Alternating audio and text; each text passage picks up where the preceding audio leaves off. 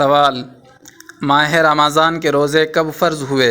اور کیا پچھلی امتوں پر بھی رمضان کے روزے فرض تھے؟ جواب: روزوں کی ابتدا تو حضرت آدم علیہ السلام کے زمانے سے ہو گئی تھی، چنانچہ روایات سے معلوم ہوتا ہے کہ آپ کے دور میں ایام بیض یعنی ہر ماہ کی 13، 14، 15 تاریخ کے روزے فرض تھے، اور سورہ بقرہ کی آیت 183 میں اللہ تعالیٰ کا ارشاد ہے: اے ایمان والو، تم پر روزہ فرض کیا گیا ہے جس طرح تم سے پہلے لوگوں پر فرض کیا گیا تھا۔ یہ آیت حضرت آدم علیہ السلام سے لے کر حضرت خاتم الانبیاء علیہ السلام تک تمام امتوں کو شامل ہے۔ تو جس طرح نماز کی عبادت سے کوئی شریعت اور کوئی امت خالی نہیں تھی، اسی طرح روزہ بھی ہر شریعت میں فرض رہا ہے،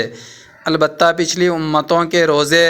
تمام حالات و صفات میں مسلمانوں کے روزوں کے برابر نہیں تھے۔ مثلاً روزوں کی تعداد، روزوں کے اوقات اور یہ کہ کن ایام میں رکھے جائیں، ان میں فرق تھا۔ رمضان المبارک کے روزے دیگر امتوں پر فرض نہیں تھے، اور اس امت پر رمضان المبارک کے روزوں کی فرضیت ہجرت کے 1.5 سال بعد 10 شعبان سن 2 ہجری کو مدینہ منورہ میں ہوئی۔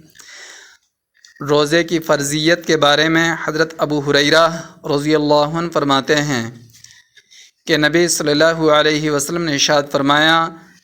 اللہ تعالیٰ کا فرمان ہے، ابن آدم کا ہر عمل اس کے لیے ہے سوائے روزے کے کہ وہ میرے لیے ہے، اور میں خود ہی اس کا بدلہ دوں گا۔ پس تم میں سے جب کسی کا روزہ ہو تو وہ گالی گلوچ نہ کرے، اور اگر کوئی اس کو گالی دے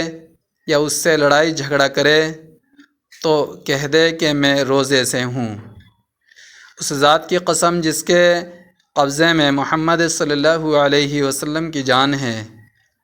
روزہ دار کے منہ کی بو اللہ تعالیٰ کے نزدیک مشک کی خوشبو سے بھی زیادہ اچھی ہے۔